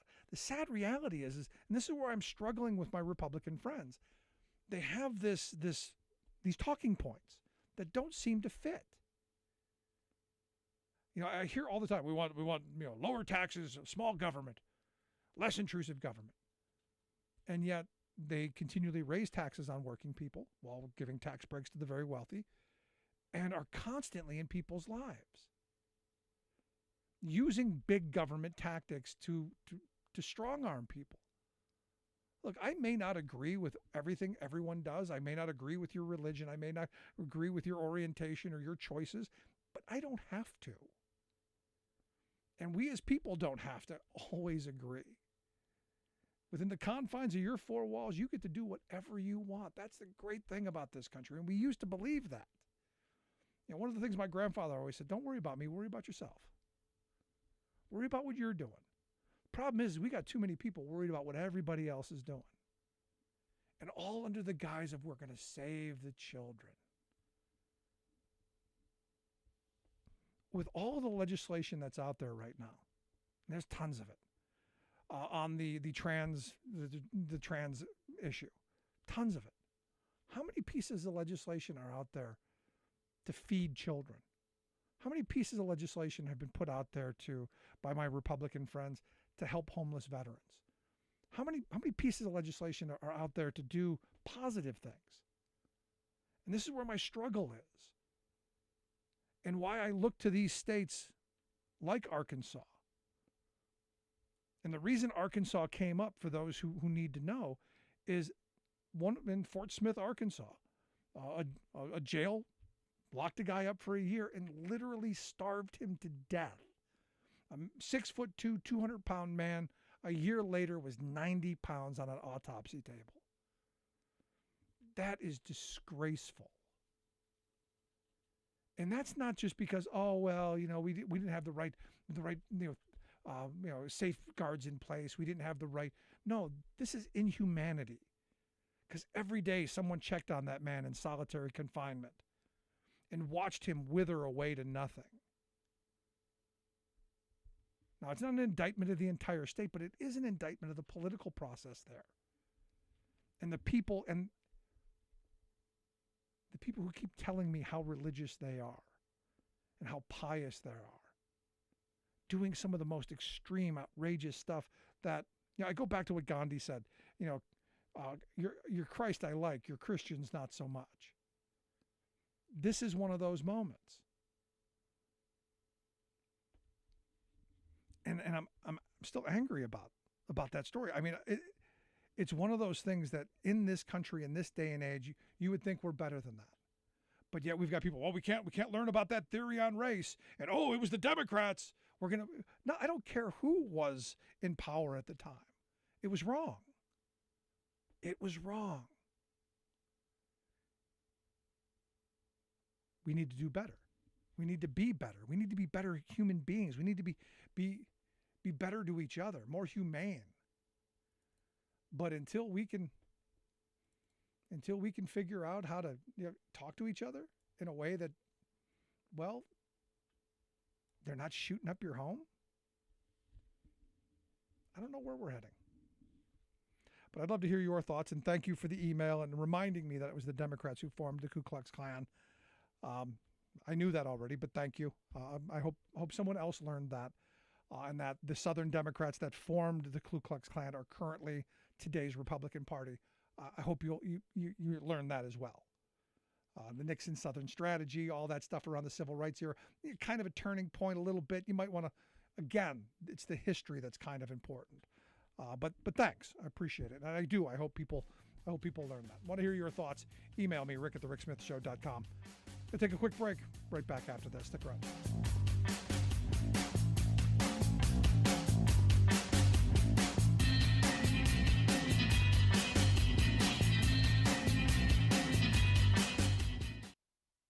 I'm Rick Smith, and this is Labor History in 2.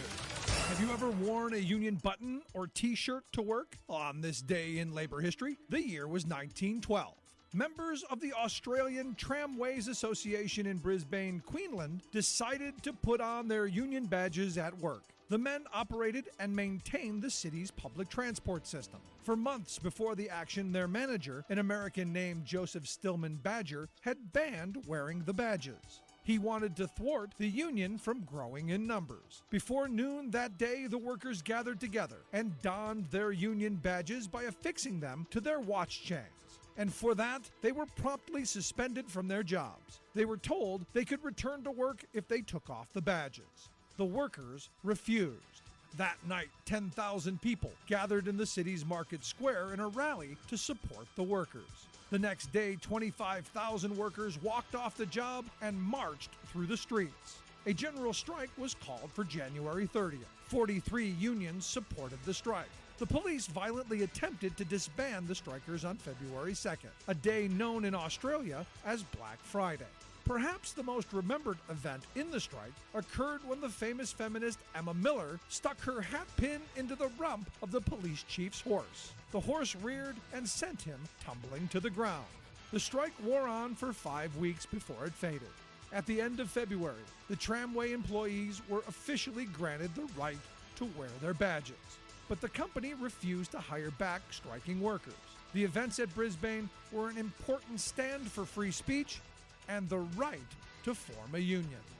A question for today is, how far would you be willing to go to show your union pride? Labor History in 2 brought to you by the Illinois Labor History Society and The Rick Smith Show. For more information, go to laborhistoryin2.com. Sometimes little things can be a big deal. For example, in considering ways to help protect Mother Earth from global environmental rampages by us humans, look out your window. In many cities and most suburbs, chances are you're looking at a lawn, a grass-carpeted yard that looks almost the same as the one next door, the one next to it, etc. Some see a lush expanse of green grass as the ultimate in landscaping beauty, and some even consider a well-manicured lawn to be a measure of one's moral character. Beauty and piety aside, though, the spread and intensification of lawn culture has become an environmental extravagance that is already unsustainable in whole sections of our country, and it adds up to a steadily increasing burden on Earth's essential resources. Grass itself is natural, but keeping it alive across thousands of square miles is not, for it requires a deluge of chemicals and endless rivers of water applied again and again, yard after yard, trying to keep those plots green. And, oh, the irony, their green includes eliminating bees, butterflies, and, well, nature. One statistic tells the tale. Americans use more than 10 times more poison per acre on lawns than America's farmers use on their crops. Just glance around you and you'll see the grass lawn imperative at work throughout your community. It surrounds local schools, greens up corporate complexes, spreads across college campuses, forms miles of golf courses, etc. This is Jim Hightower saying, this is not a diatribe against grassy plots, which can be natural joys. But let's get real, get creative, and get in touch with the full balance and beauty of nature. You can promote ground cover sanity right where you live with native plants, xeriscaping, organic methods, rain gardens, and rewilding your yard with things like prairie grass. For help, go to rewild.org.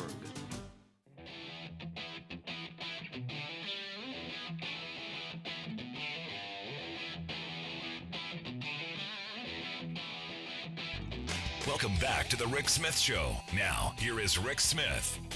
So one of the things I love about Las Vegas, always something interesting. And found out something this week that I did not know. Evidently, there's a trade show called the World of Concrete. And my mind goes into these weird WWE kind of, explosive shows of concrete. And because, it's concrete. I mean, how do you make concrete exciting? But, look, this event's been going on now, I guess, for 49 years.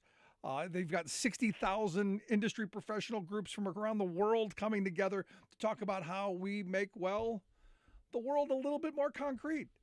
And here to share some thoughts on what's going on in Vegas with this event and why they are there, I've asked Anthony DePerna to come talk with us. Anthony is the National Director of Apprenticeship and Training with the International Masonry Training and Education Foundation. Their website, imtef.org. We'll get links out on social media. Anthony, thanks for taking time for us. Thanks, Rick. It's always nice to catch up with you. So, the world of concrete. I mean, I could just hear the big booming voice, the explosions, the world of concrete, Anthony. Well, you would think there'd be a lot of pouring concrete out there, but there really isn't. It's all about the latest technology, innovations. They do pour some concrete and show some of the new finishing tools. They have old concrete there, and they show some of the new cutting materials they have. Obviously, with the silica standard, they've come a long way in dust control. So there's a big area of dust control equipment. But I'm really there for outside for the apprentice contest, the block contest, and the fastest trowel, or they call it the best bricklayer, but we call it the fastest trowel. In about an hour, they usually average about 800 brick. Wow. Wow. Yes. That is moving. But I want to talk about the events first. I mean, because there's you hit on some technology stuff. One of the things that I'm told you union guys are supposed to be against is new technology because we're stuck in the old ways. I'm told you're supposed to be Luddites. What's going on there? Well, so there's been a lot of innovation. So obviously robotics has come into our construction world. So right now, the mule is one of our big operating equipment that it's an lift and assist piece of equipment so that we can lift up heavier material, no strain on our back, lower workman's comp for our contractors because less people will get hurt with the weight limit. And the other thing is eco-stelical, right? They have now equipment that like a jetpack that we're working with right now that hopefully you put it on like a suit, like a backpack, and it actually helps you lift and especially overhead. So it gives your arms a little relief, so you're not straining your shoulders and your neck. So that's new technology that's coming out, and we're evolving. And we have to be. If you're not at the table, you're the part of the meal, right? So you got to stay there. No kidding. I was at the AFL convention last year, I believe it was, in Philadelphia, and I saw the mule, and I'm going, maybe if they'd have had this back when I was younger, maybe I'd have been a bricklayer. Because you wouldn't have to lift these 70-pound bricks all day long. You got this great tool that helps you move them around. Yeah, a lot of our retirees look at it and they wish they were still around. They might have got a couple extra years in the field working out because they love the brotherhood and the sisterhood you get out in the field. When you retire, you miss that bond with all your coworkers for sure. No, we embrace technology, Rick. We don't shy away from it. We look at it, we use it, we test it in our training centers. And if it's something worthwhile to our members and our contractors, we'll endorse it. Let's talk about that for a minute because, the building trades has the best training, hands down, of any industry in this country. They train more workers than anybody, and they do it in a way that doesn't saddle people with a lifetime of debt. Actually, you get paid while you learn. Let's talk about some of that training because, you said that you've got this big competition that you're down at this thing for. Now, not obviously, these are the folks at the very top of the game, but across this country, we need more skilled workers. We need more people who can build stuff, and it's this training that you guys do that I think is so important. Yeah, we invest a lot of money. Our members put in a lot of money for training. So any apprentice or pre-apprentice, there's no out-of-pocket money. We train them. They earn while they learn, and we keep them up to date with not only the best safety conditions, but also skill level and schooling. And if they need higher education, they can go on higher education with us. We have free online college for them through Sailor Academy, so they don't have to just become a part of the trades. They can grow and get a higher education with us, and it costs them zero. It costs them, that's the beauty of it, and we're really proud of that fact. And I just left the World of Concrete to come with you, and I will have you know that we took 7 of 9 places in the apprentice contest. So we had 25 apprentices compete out of 45, and we took 7 of the 9 first through third places today. Wow, good for you, and good for your members. I mean, it does show that the training, that continual education, and all that does pay off, right? Absolutely. We have 69 training centers throughout the United States and Canada, and they're all, we have a standard curriculum. So whether you're learning a trade in California or in New York or in Boston, you're learning the same curriculum. So we're travelers too. So you can go from anywhere in the country and go to work. If there's no work in your area, You can go to another part of the country and pick up and do the same trade somewhere else. Now the thing is I've had conversations with people like, well, just picking up bricks and putting them down. There's nothing to that. It's a highly skilled trade. I mean, the reality is there's a lot weighing on what you guys, the foundation that you guys put down. So you have to understand. You have to know all of the ins and outs. You've got to have the kind of foundation that your apprenticeship program gives your apprentices. Yeah, and not only absolutely, and we've even gone into the 3D world. We did a brick trowel in the world of concrete, me and my team, and it's protruding brick on an angle. And if you stand back with 3 different color brick, it looks like a brick trowel on the wall, on the brick wall. It's all made out of brick. Wow. Yeah, it's pretty incredible what we can do with brick as long as you put your head to it. You listen to the Rick Smith Show. We're with Anthony DePerna. He's the National Director of Apprenticeship and Training with the International Masonry Training and Education Foundation. Their website, imtef.org. We'll get links out on social media how you can take a look at that. And if people wanted to get involved in this, because look, I'll tell you, they had that mule thing. The idea of lifting those heavy bricks all day long did not appeal to me. But the new technology, the new toys that I see coming online, I don't know. Maybe it's something that I'd be interested in. How would someone get involved in this? If you got a kid that goes, hey, I don't know what I'm going to do. How do we get them involved? So they can reach out. They can go on to MTEF or IMI.org or BAC.web. Any of our associations, if they just even Google International Bricklayers Union, will pop up. And they can if they go into that email chat and just throw out an email, we respond to emails every day of people looking to come into the trade or at least get more information. Right. And we can put them in touch with their local reps in the area or the local union where they are. Like I said, it doesn't matter where you are from Hawaii to Puerto Rico to up through Canada. If they reach out to us, we'll make sure they get in touch with the local people to actually try to get them more information, because you can't force anybody to do anything, but if you give them the right information, most of them will make the right choice and join our rank and file. Yeah, no, and, we're all about benefits too, right? Healthcare, a pension, safe, clean working conditions, and it's proven that if you look at the national average, we are the safest job sites. Union job sites are the safest job sites in the country. Now, and this is where I was going to go next, because I have some listeners who say, well, you always promote those union apprenticeship programs. The contractors, they've got apprenticeship programs. The ABC folks, they've got apprenticeship programs. And they go, yeah, maybe not so much, because my experience is most people don't end up finishing them, and they're nowhere near the quality that we see in our building trades unions. No, a lot of the ABC programs are multi-trade. They might have a kid work as a bricklayer for 2 weeks in training and then go out there and give him to a contractor, and he just can't perform. He's nothing but just a glorified laborer. I came from a state where there was an ABC presence, and time and time when we went to the open competitions, they couldn't even come close to our apprentices. Safety wise, training wise, their skill level was lacking. All I'm going to say is that the ABC is just a sham of an apprentice program.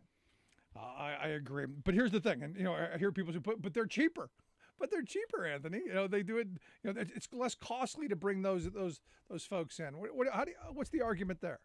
Well, the production, right? So just because you're cheaper doesn't mean you're going to get it done quicker or better or get paid for the job because of what it looks like. We demand a wage because of our quality, of our professionalism, and been able to get a job done on time. There's been many jobs that our counterparts have been kicked off, and we have to come in and clean up the mess. It's very rare that we get kicked off a job, if ever, where the ABC, one of their contractors, have to come in. They're usually the GCs and the owners are looking at us to fix their problems at the end of the day. Yeah. We're very competitive with them, especially in a prevailing rate state, because there's no way they can put the units in or handle the manpower like we can.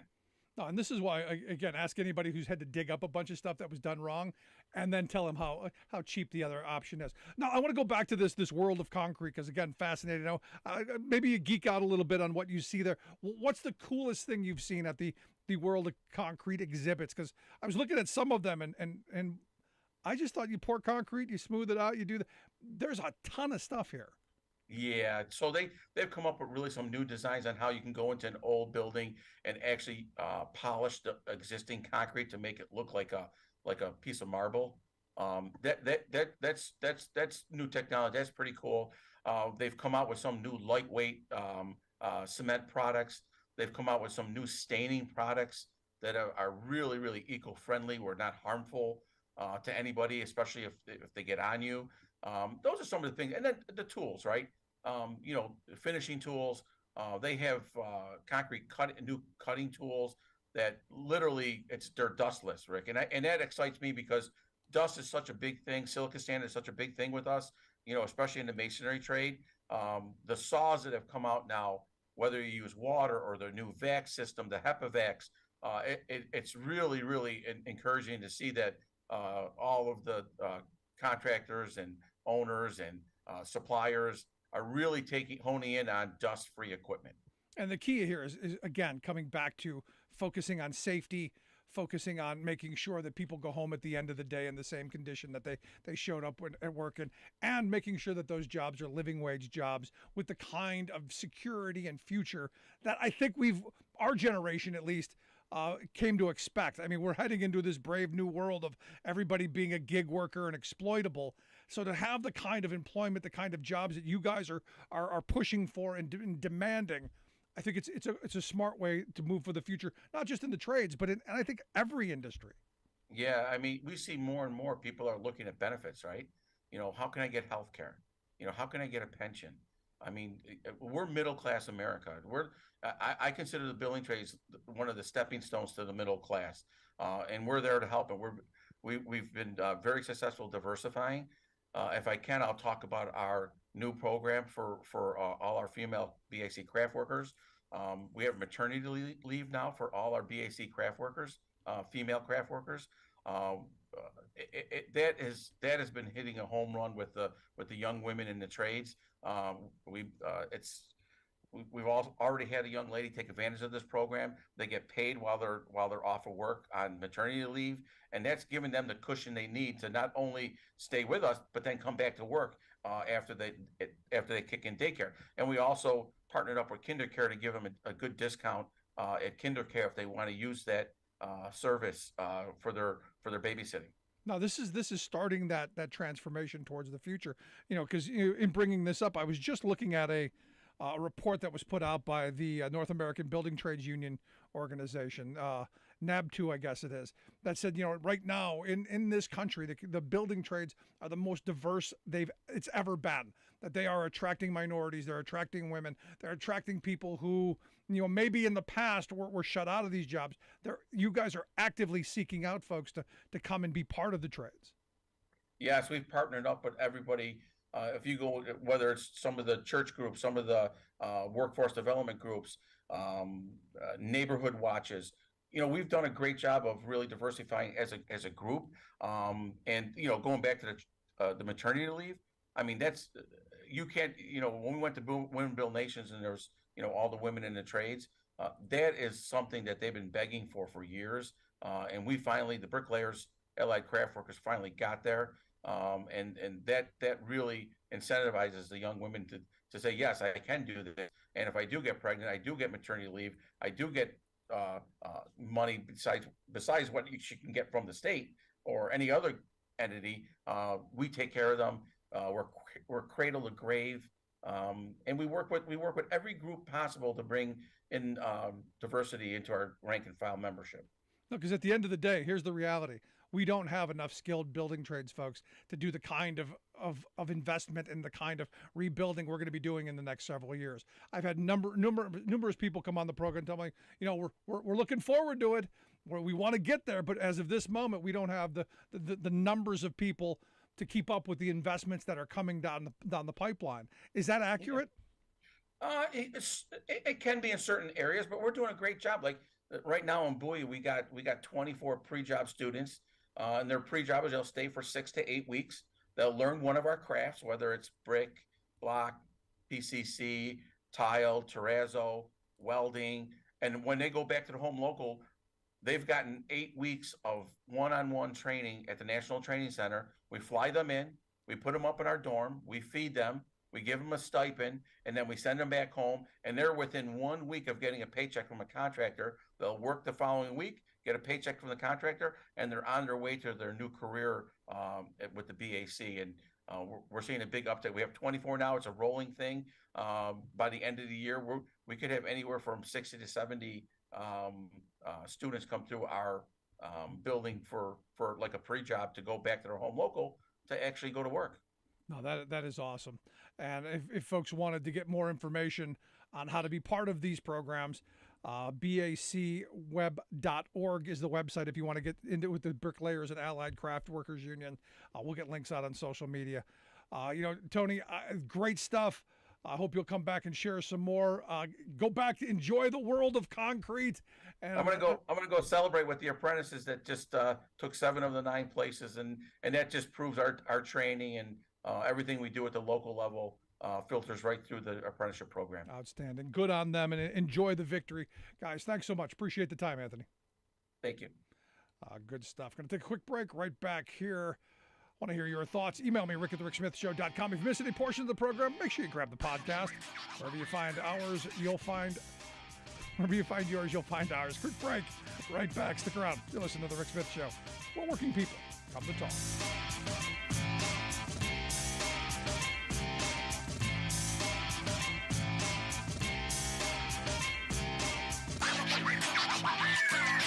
I'm Rick Smith, and this is Labor History in 2.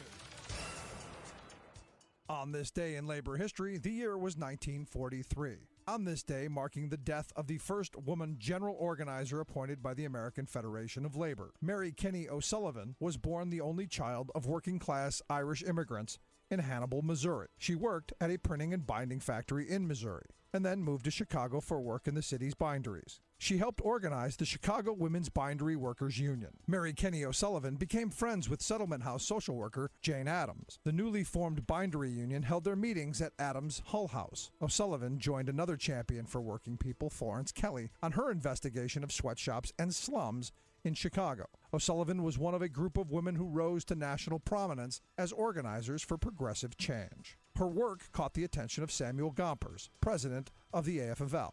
Gompers named O'Sullivan the AFL's first female organizer in 1892. In 1893, O'Sullivan was one of the main speakers, along with Florence Kelly, at a rally organized by Hull House and the Chicago Trades and Labor Assembly. 1,000 people heard her speak that day. The purpose of the rally was to demand inspections of the conditions in the city's factories. Later that year, the Illinois governor signed the State Factory Inspection Act. The next year, O'Sullivan married John O'Sullivan, the labor editor of the Boston Globe. She relocated to the East Coast, where she continued to fight for workers' rights. And thus we remember Mary Kinney O'Sullivan, who was one of the leading voices of her time for improving workplace safety in Chicago and throughout the United States. Labor History in 2 brought to you by the Illinois Labor History Society and The Rick Smith Show. For more information, go to laborhistoryin2.com. Like us on Facebook and follow us on the Twitters at Labor History in 2.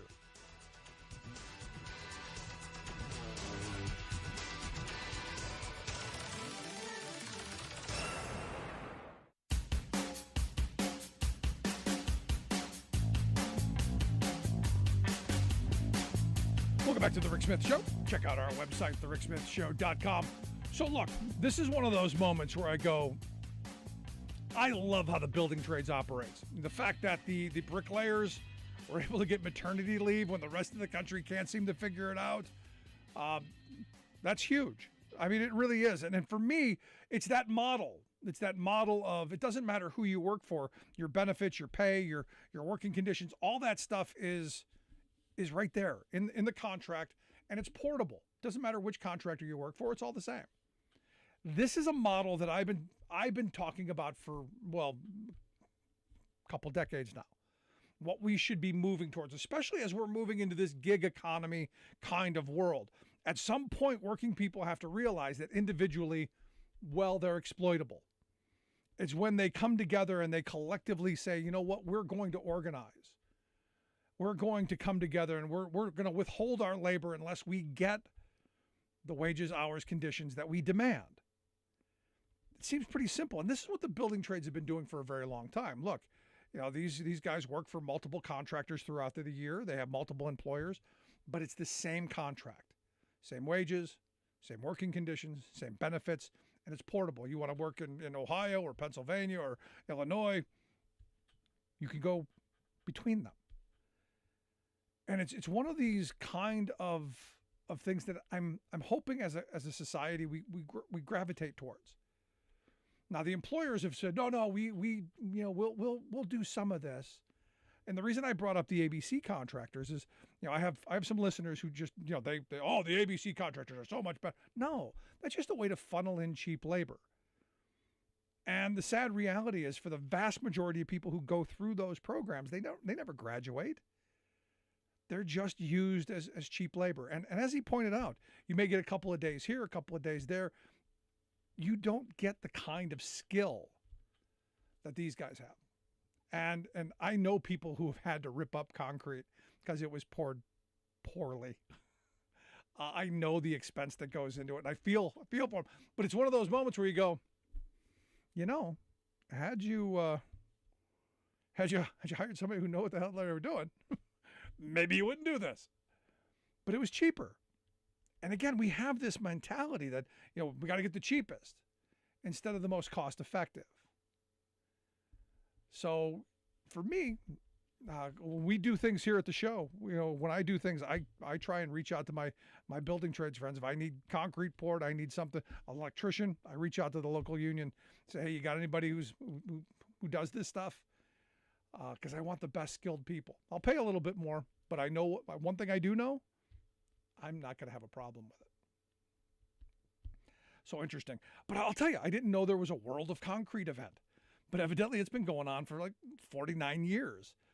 And I was looking at some of the displays and some of the exhibitions that they have.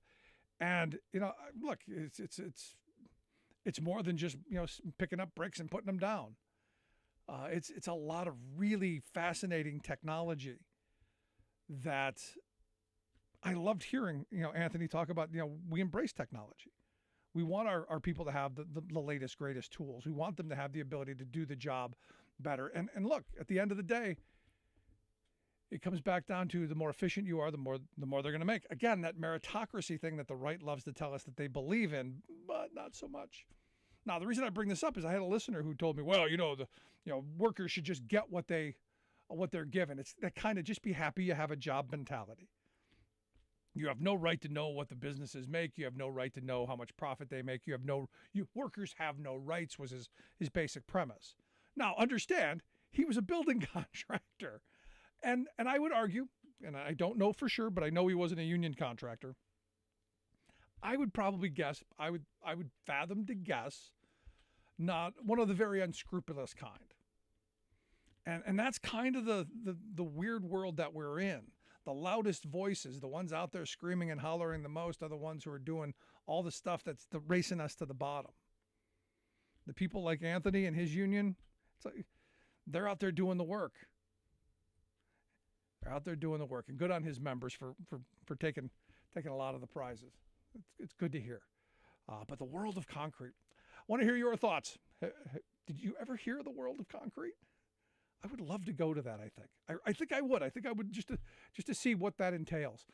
Anyway, if you missed any of today's program, make sure you grab the podcast wherever you find your favorite podcasts. You will find ours, from Stitcher to iTunes to Podbean and everywhere in between. We are there, and if there's a place where we're not, let us know and we will get there. Also, make sure you email me, rick@thericksmithshow.com, if something I said got on your nerves, got under your skin, made you think, made you happy, made you sad. By all means, let me know. I've been getting a lot from my religious friends. Keep it coming. Again, thanks so much for being here. We'll see you back here next time.